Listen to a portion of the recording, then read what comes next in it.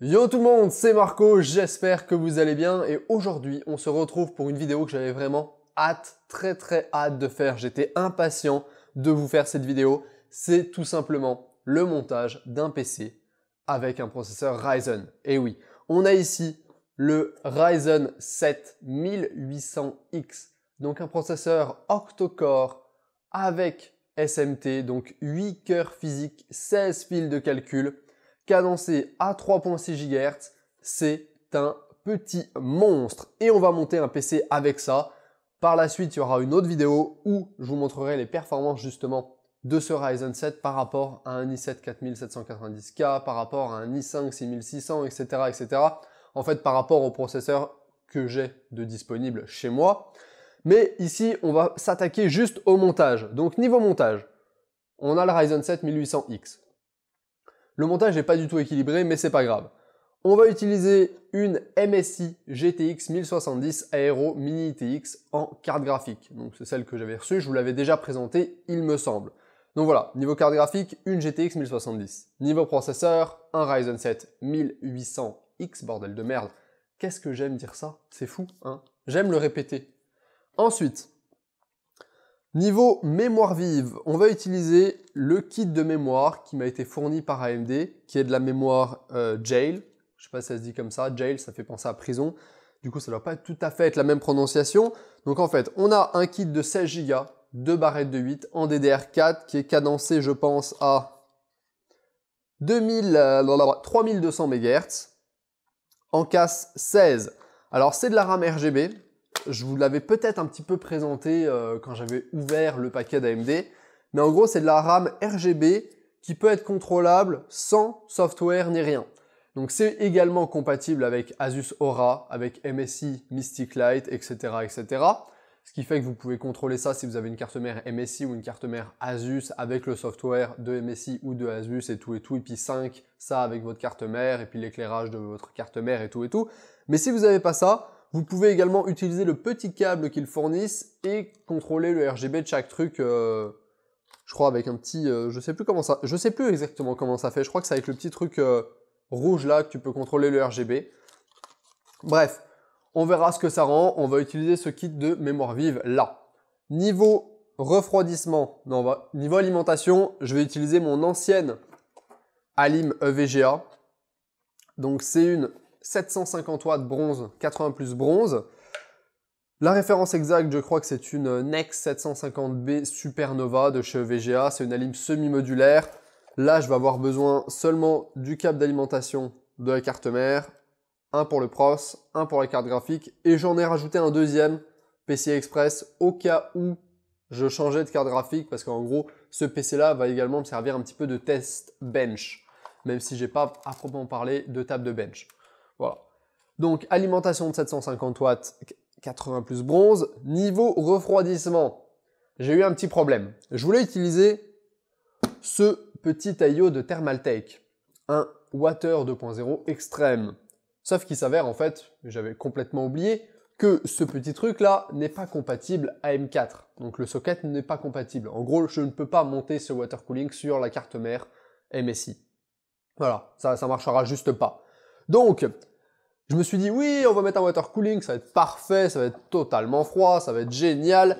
Sauf que ça marche pas. Donc du coup, on va mettre le ventirad de base fourni par AMD, qui est pas vraiment celui de base. Ça, c'est le ventirad haut de gamme fourni par AMD. Je crois que c'est le plus haut de gamme, ça doit être le Rave Pro ou un truc comme ça. Je vous mettrai la référence dans la description, parce que je vous avouerai qu'elle n'est pas marquée dessus en fait. Donc on va mettre celui-là, ça suffira pour refroidir le truc. C'est sûr, j'aurai pas des températures de folie, ça va pas descendre dans les 32-33 degrés. Je vais peut-être monter un petit peu haut, mais ça gênera pas pour voir un petit peu ce que ce processeur a dans le ventre et les performances qu'il a. Ça sera peut-être aussi un petit peu moins joli, mais bon, c'est pas si grave que ça. Donc, niveau refroidissement, un truc de chez AMD. Au passage, ça me permettra de vous faire une vidéo sur comment est-ce que ces refroidissements d'AMD performent, c'est-à-dire est-ce qu'ils sont efficaces, est-ce qu'ils sont silencieux, etc. par rapport à un autre système de refroidissement extérieur que vous auriez acheté en plus. Niveau carte mère, bien évidemment, on va partir sur la MSI X370 Gaming Carbon que je vous avais présenté il n'y a pas si longtemps que ça, certainement même très récemment.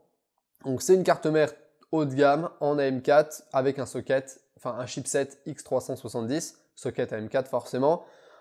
J'ai aussi une Asus B350 qui est le chipset milieu de gamme pour Ryzen. Le X370 c'est vraiment le haut de gamme.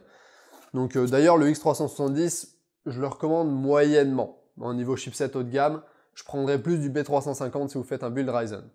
Ensuite, niveau boîtier, on va partir sur le magnifique Be Quiet Pure Base 600 avec une vitre en verre trempé. Donc c'est celui-là qu'on va utiliser pour faire le build. Je vous montrerai également un petit peu comment se passe le montage et tout. Parce qu'essentiellement, ça va être une vidéo time-lapse. Hein.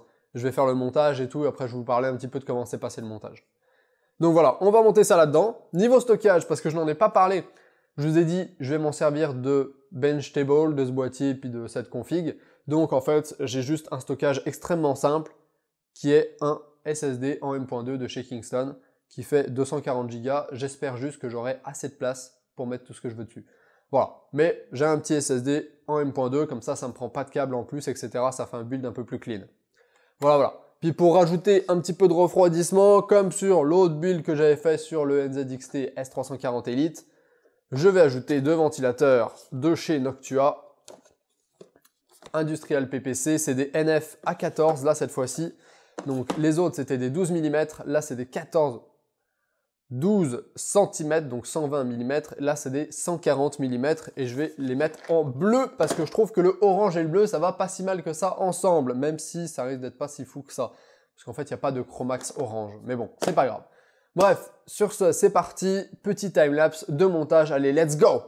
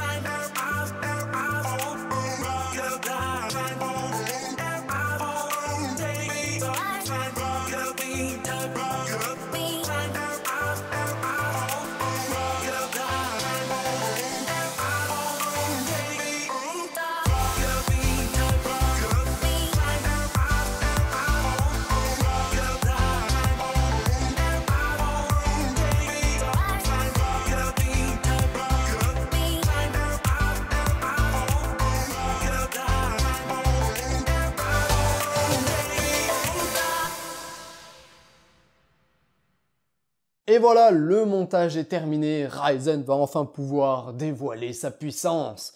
Il me reste juste Windows et les drivers à installer, plus quelques jeux, etc. Et je pourrai ensuite me lancer dans les benchmarks et vous faire une vidéo sur les performances de ce petit processeur. En attendant, au niveau du montage, dans le Be Quiet Pure Base 600, comme vous avez peut-être pu le voir, c'était assez facile, j'ai pas eu de gros problèmes, mis à part un truc, un gros inconvénient quand même, qui m'a pas tant gêné que ça parce que j'avais pas beaucoup de choses à mettre dedans, mais qui peut être gênant si vous avez beaucoup de câbles.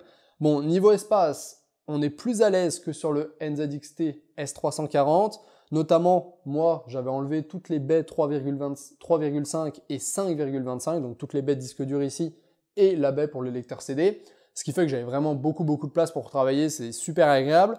Par contre, le seul gros problème de ce boîtier, c'est au niveau des trous pour la carte mère.